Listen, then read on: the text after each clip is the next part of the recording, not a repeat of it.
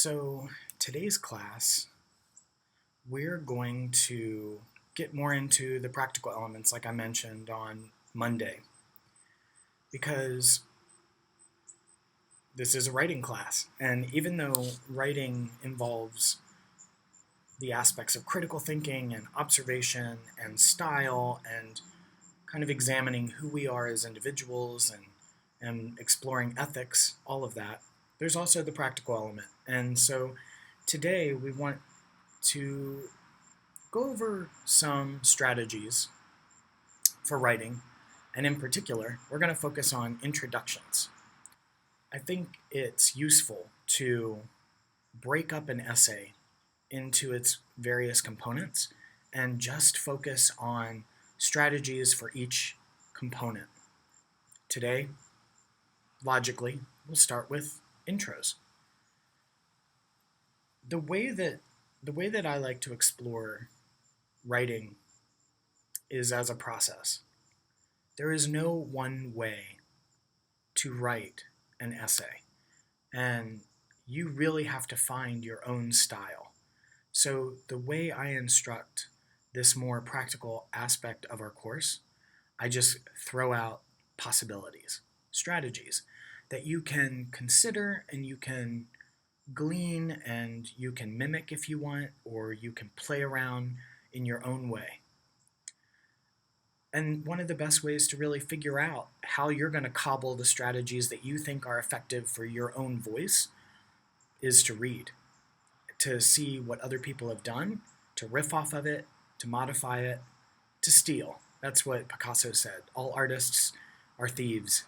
And it's true. And we basically make our own methodology out of what we kind of cobble together. I mean, if you think about it, that's all design, right? And writing is a combination of art and design. We design our thoughts, and then we artfully display them in a way that is persuasive and efficacious. So I love examining this, and it's so exciting to watch you all figure out what style is most appropriate and exciting for you. So, introductions. I've also provided a list. If you look at this particular page in the module, below the lecture is basic notes, like an outline for introductions. An introduction is a seduction.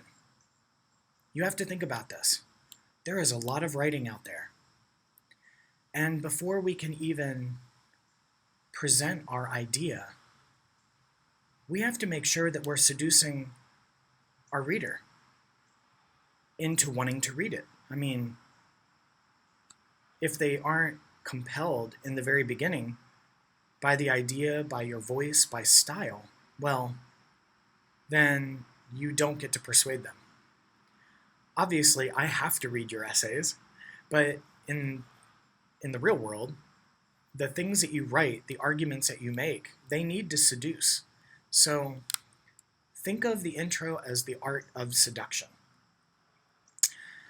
There are 4 aspects of an intro that should be conveyed.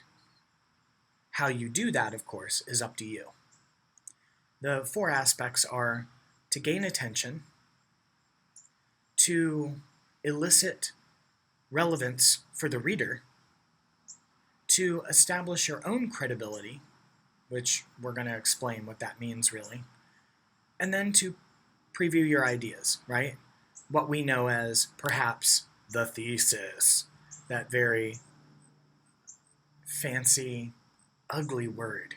It's kind of an ugly word, thesis. And a lot of times, developing writers are so dry in their intros. They just kind of check all the boxes and move on. But you're not going to seduce anyone with a dry pickup line, yeah? I mean, if you think about seductions in the real world, you have to have a little swag. You have to have a style. You have to have your own kind of Je ne sais pas. um, you need to have a life to you, right? Or else you're not going to get the number of the person that you're attracted to. So think about it much in the same way with these intros. So you can kind of look on at the list that I've provided below this lecture, and that might be able to help you just kind of follow along. Because there are many different ways that you can achieve gaining attention, getting the relevance of the reader, establishing credibility, and previewing your ideas. Let's start with gaining attention. I've listed 6 different strategies that you can utilize to kind of open your essay, because you need to walk into that club looking fly, right? You need to attract the attention of the person that you want to get the attention from. So you gotta make it pop. And there are different ways to do this. The first one I put is ask questions.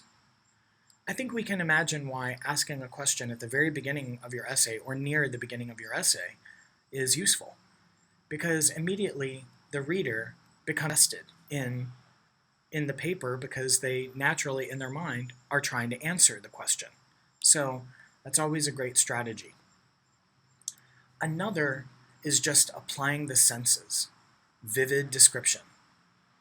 Now, in the case of our essay, that's going to be easy to do, right? Because you could simply, by utilizing an arsenal of vivid descriptive words, you can activate the senses of your reader into the image that you've already decided that you're going to be analyzing for the paper. So that might be a good strategy for many of you. Another one is an anecdote, a little mini story, not too extensive, right? You don't want to fall into composing an entire tome of some kind of narrative, but you certainly can use snippets of a narrative. We love narrative. We love telling stories. It's one of the ways that we activate the imagination of anybody who is reading. So if you can somehow bring in a narrative device, like an experience that you've had that somehow either relates to the California Dream, or you tell the story of the image that you're analyzing in some way. Maybe there's kind of a historical component to it, or you talk about the very first time you saw the image, or anything like that. It's amazing how that can activate your reader as well. Number 4, I have effective relevant quotation. This is my least favorite, mainly because a lot of people will use, like a famous quote by Mark Twain or by Leviticus, and they'll just kind of drop it in to the paper as if somehow that lends them credibility, and that's not what you want to do. But if there is a relevant statement that someone has made that really relates to the ideas that you're going to espouse in your paper, great. For example, I was writing an essay yesterday, and Oscar Wilde has this amazing testament. He says that now I have to get it right. The critic has to educate the public. The artist has to educate the critic. And I used it, it's a very clever kind of play on words, and I used it to describe art criticism. So I did use a quote in the intro to the essay that I was writing, but sparingly, everybody. I can't really wink. Sparingly. You don't want to do it just because it's like, here's something I can throw in there, right? Because if you use a stale pickup line in the club, well, that boy or girl is not going to respond, right? You can't go up to him and be like, you have beautiful eyes. Are they real? They're just going to kind of look at you like, try harder, right? Same thing with us. Same thing with this essay. Try harder. Find something good. All right. Another one is a startling statistic or a fact that just kind of throws your reader. They're just like, damn, I mean, if you can somehow generate that kind of response, they're going to be invested in what it is that you're going to be articulating. So think about what that might look like. I'm trying to think of one myself. When I used to work for the DeKalb Rape Crisis Center in the Atlanta area, and my job was to train the people on the phone. It was a phone crisis hotline. I trained them on how to keep people on the phone long enough so that the caller would at least acknowledge that what happened to them was not their fault, whether it be sexual or domestic violence. So I used to get trained on rhetoric, on how to do this. And my boss sent me to Omaha this one weekend. And I was young. I was 24. And I didn't want to go to Omaha. I was in Atlanta. I was in hot Atlanta. And I love to dance. So I was bummed, you know. It's like I wanted to go out dancing. I wanted to, you know, have fun that weekend. But instead, I was stuck in this kind of like hotel ballroom, you know, with the nasty carpet and the crappy coffee that kind of tastes like the bottom of the Mississippi scum swamp, you know? And, you know, in those little Dixie cups, and it was early in the morning, you know, things I didn't want to do. But I went to this one seminar at 8 in the morning, not wanting to be there, and the speaker opened with actually a combination of a question and a startling statistic. His question was, what day of the year are there the most reported instances of domestic violence in America? And, you know, we were all like, New Year's, no. Halloween, no. St. Patty's Day, no. Someone said Valentine's Day. We were like, oh, what world do you live in? But we kept trying to answer the question, you know, thinking logically. The answer, Super Bowl Sunday. And maybe you're having the same response. It's like, what? And then, oh, that totally makes sense, right? You are either drunk and your team won, so you're full of, you know, this kind of like heightened masculinity, or your team lost and you're pissed. And even though hopefully none of us would ever resort to violence as a response to a game where people are just throwing around a ball, we can understand why it happens. And then he said 4 times as many reports than on any average day of the year occur during Super Bowl Sunday. And that piece of data woke me up.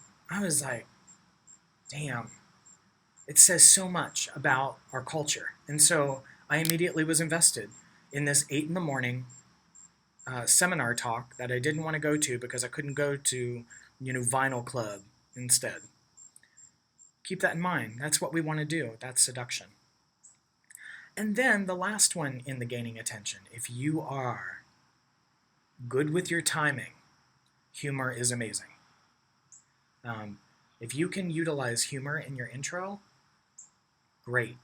But just remember, and you know how it is, being picked up by some dork who doesn't have a good sense of humor but tries to be funny, it hurts, right? Yeah. You just feel bad for them. The same with an essay. So if you want to try to do it, do it. And this is the time to experiment. So let's try out your humor. Yeah? Okay. The second aspect of an intro that we all need to somehow convey in the paper is reader relevance. And this is a little bit more straightforward. there are basically three strategies that you can employ, and some of them collapse together. Just depends on how you employ the strategy. The first one is to frame a topic within a larger issue. So the point of reader relevance is to make sure that they, after you've somehow got their attention, that they are going to be interested in this particular topic. And maybe they're not. Maybe the topic itself doesn't necessarily appeal to them. So you have to work hard to make sure that they still want to read, despite the fact that they think that the topic is not compelling. Again, seduction, right? So by framing the topic within a larger issue, you might be able to grab them. For example, someone might not be interested necessarily in domestic violence, going with my last idea, but they might be interested in the American conceptions of masculinity and what that looks like, right? Or maybe they're interested in violence in general, or maybe they're interested in just the American affect of, something like the Super Bowl. Who knows, right? But you want to try to tie it to something that they might be interested in. And most things are related, right? I mean, I think that the great thing about writing is that as we write, we discover just how much things are connected. And the more we understand that, the more we begin to feel like we have a place in the universe. So it's actually a really good exercise to try to relate any topic that you have to something larger. I mean, obviously, we're doing that, right? You're looking at an image and relating it to something as large as the California Dream. But maybe you come to understand that the American Dream is the exact same thing. Who knows? So that a reader in Vermont who has never set foot in California and is terrified by earthquakes is still going to read your essay because it somehow ties in to this kind of larger macrocosmic idea of what America is. Maybe. Maybe. Another one that's great to incur the relevance of the reader is a current event or an issue. So if we're reading the news or something is in the imagination of us right now, like climate change is a huge one right now, right? Because it's being debated by the different forces that comprise the American imagination. So, if you connected it to climate change, or, what if you connected this idea of the California Dream to the recent fires that have erupted? And of course, that might have something to do with climate change as well. Or maybe, another issue is this idea of fake news and how we represent our dream, through the media. Who knows? Something like that. Another one is to relate directly to the reader. And this requires you to kind of know who your readership is. Now, in this case, you know that your readership are other students. So you know that they are all related to San Francisco.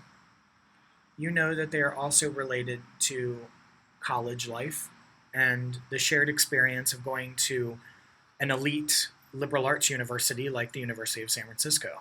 So you can play with those things and you can relate directly to the reader because you know that that's who your audience is. Think about how you could do that. Because there's a way. Think about how the California Dream resides in individuals who are just now beginning their adult journey to find what their dream is. Imagine how you can tether those concepts together to make a reader, namely you all, want to read your essay. Think about that. Knowing your audience is a fantastic way to access their curiosity.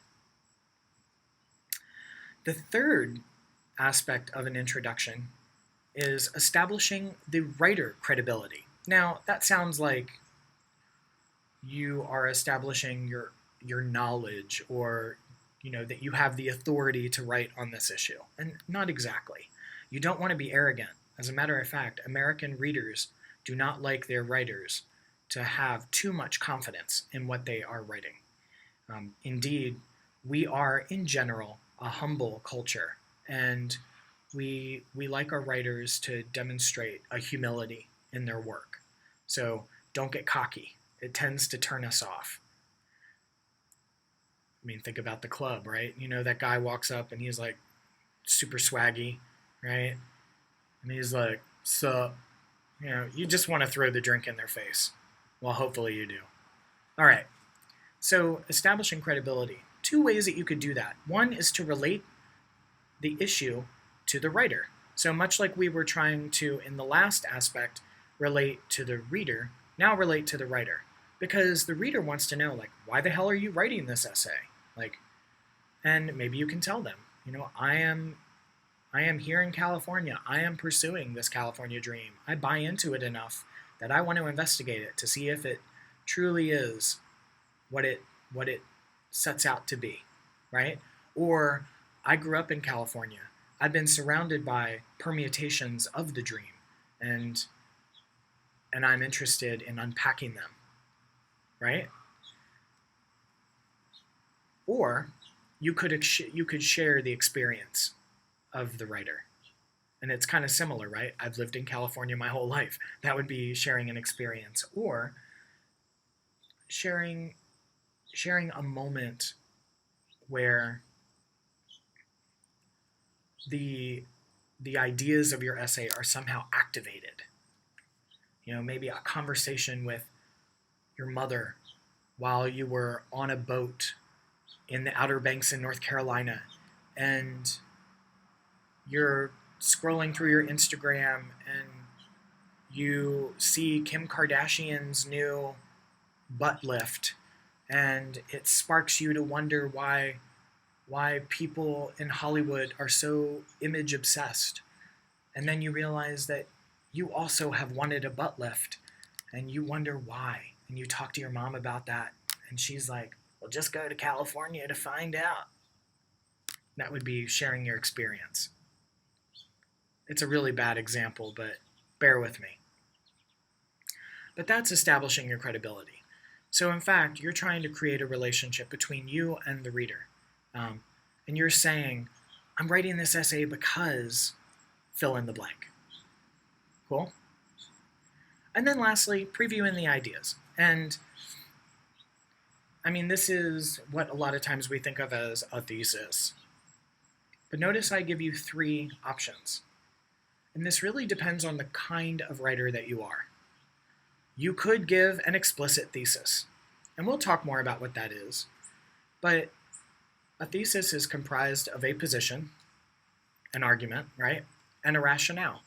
Your reasoning for that argument. So, you know, I hate olives. That is your position. I hate olives because, and whatever you fill in is your rationale. They are salty. They feel funny in my mouth. And they don't look natural. I love olives, but those three explanations of why you hate olives is the rationale, right? And you can just do it. You can make that thesis explicit. This image relates to the California dream because, sure, if that's the kind of person you are, go for it. If that feels comfortable, go for it. But also know that there are other ways to write a thesis that aren't necessarily so straightforward and explicit. And in fact, a lot of the most well-developed essay writings that we're going to read in the class don't do that. Doesn't mean it's bad or good, it's just style, right? Another kind of thesis is the implicit thesis, where you just kind of allude to the position, I hate olives, and you allude to the rationale without necessarily explicitly stating it. So, we'll talk more about what that is when we're meeting in person, because we're going to talk about the finessing of theses. Ugh. All right. Then the last one I have here is a guiding question. Now, this is what a lot of writers do, especially more established writers, where they ask a question that is explicit enough to kind of have the reader know the topic in general, but they ask the question as a way to kind of create a journey. So instead of just explicitly stating what it is you're going to argue, you allude to the argument through asking a question or a series of questions that kind of direct us in that path, and then you can utilize the rest of the essay as kind of this exploration, like the writer is trying to answer the question. And indeed, you are, but you probably know the answer by the time you're writing the essay, but you're allowing the reader to go on the journey with you that you took. And that is a very compelling way to articulate a thesis, because you're not laying everything out for the reader. You're still giving them intrigue, yeah, seduction. You don't want to just drop trow in the middle of the club, right? You still want to make them be like, I want to see what this person is all about. Yeah, we love that kind of mystery and intrigue, especially in seduction. So those are the four main elements of an intro. The first three being more of the strategies. So